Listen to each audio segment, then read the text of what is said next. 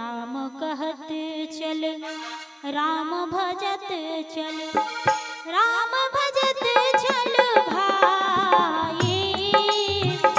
राम कहत चल, राम जपत चल, राम कहत चल, राम भजत चल, राम कहत चल भाई। राम जपत चल, राम कहत चल।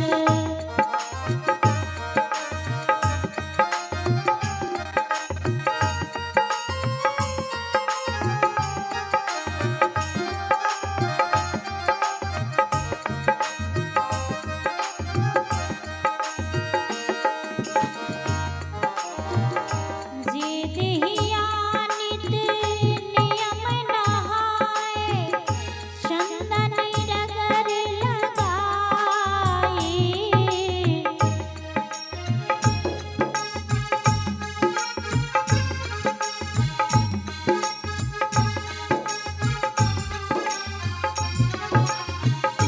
जे देहिया नित रगन नहाए, चंदन फुनरी लगाए।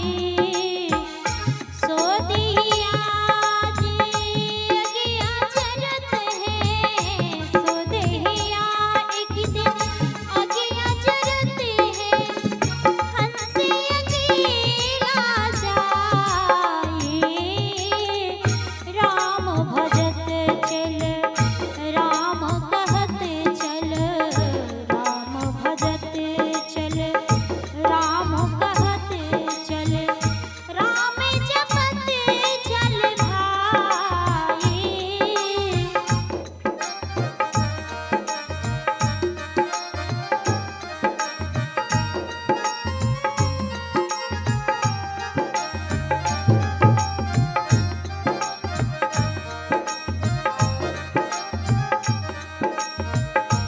जे पुत पोसल बहुत जतन सा, दधि घृत माखन खियाए।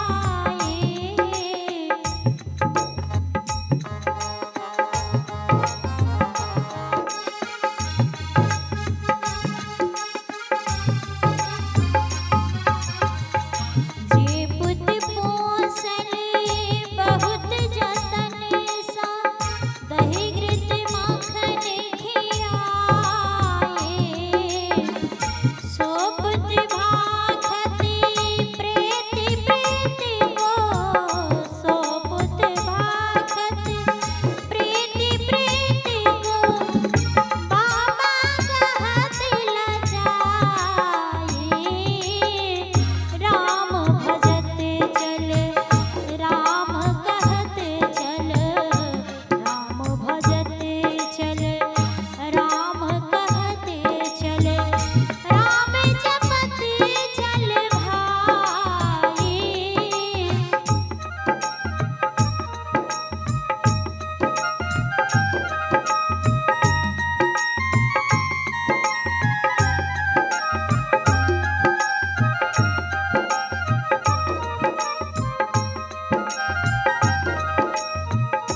जे पत्नी प्राणों से प्यारी, सोबत अंग लगाई। जे पत्नी प्राणों से प्यारी, सोबत अंग लगाई। से नारी न्यारा भई बैठे, सो नारी न्यारा भई बैठे। हंस अकेला चल जाए, राम जपत चल,